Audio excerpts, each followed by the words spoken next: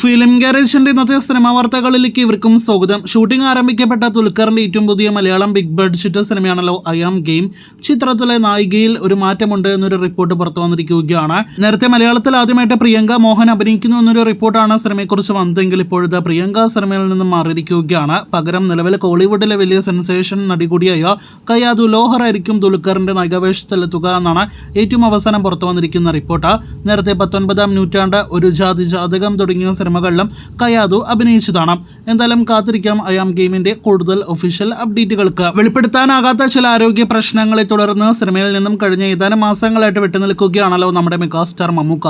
ഇപ്പോഴത്തെ തിരിച്ചു വരാനായിട്ടിറങ്ങുമ്പോൾ വെറുതെ തിരിച്ചു വരാനായിട്ടല്ല മെഗാസ്റ്റാർ ഒരുങ്ങുന്നത് എന്നും കൈനിറയെ 1 2 3 കൊമേഴ്ഷ്യൽ ആക്ഷൻ സിനിമകളുമായിട്ട് മെഗാസ്റ്റാർ തിരിച്ചു വരാനായിട്ട് ഒരുങ്ങുകയാണ് എന്നൊരു റിപ്പോർട്ട് വന്നിരിക്കുകയാണ്. അതിലൊന്ന് നിങ്ങൾക്കെല്ലാം തന്നെ അറിവുള്ളതുപോലെ നിതീഷ് സഹദേവ് സംവിധാനം ചെയ്യുന്ന മമ്മൂട്ടി ചിത്രമാണ്. യഥാർത്ഥത്തിൽ ഈ മെയ് മാസം സിനിമയുടെ ഷൂട്ടിംഗ് ആരംഭിക്കേണ്ടിരുന്നതായിരുന്നു. നിലവിൽ സിനിമയുടെ ഷൂട്ട് ഈ വർഷം അവസാനത്തിലേക്കാണ് നീട്ടിയിരിക്കുന്നത്. നിതീഷ് സഹദേവിന്റെ മമ്മൂട്ടി നായകനെ എത്തുന്ന വൻ കൊമേഴ്ഷ്യൽ സിനിമയോടൊപ്പം തന്നെ ടിനു പാപ്പച്ചൻ സംവിധാനം ചെയ്യുന്ന ഒരു ആക്ഷൻ മമ്മൂട്ടി സിനിമ.